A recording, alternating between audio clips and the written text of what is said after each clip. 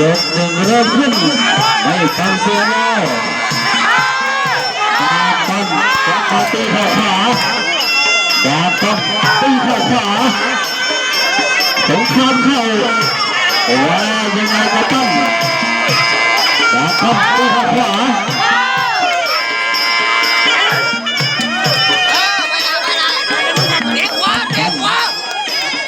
เข้าไปให้ติดกับต้นให้ขวาดาบต้น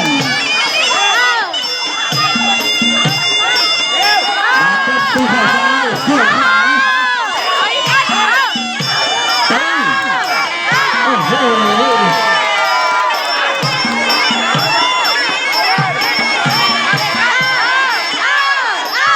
ซ้ายสองที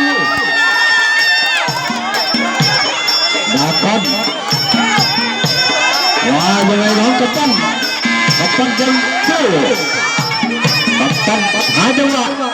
ล็อกแล้วตีได้ไหมกับปั้นเข้าดาบปั้น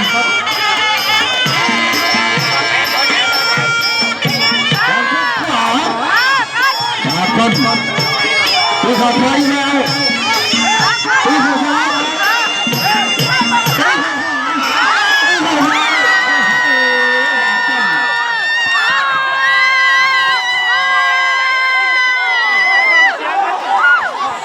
โอเค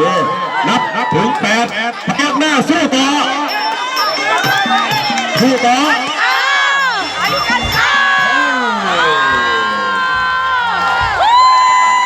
ี้ยงขึ้นครับพี่เลี้ยงขึ้น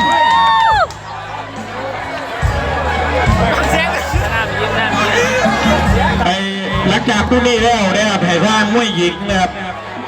ฝ้าพิรุณสิทธิ์วัดแสงนะครับกับน้องไนเสียเด่งสารคามนะครับเรียกกับบ้านท่านมือเลยครับ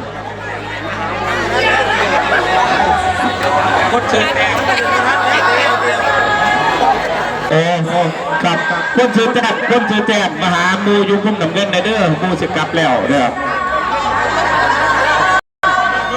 ฝ่าพิรุณนะครับฝ่าพิรุณเสียดวัดแสงมวยหญิงนะครับกับน้องไนนะครับเสียเด่ง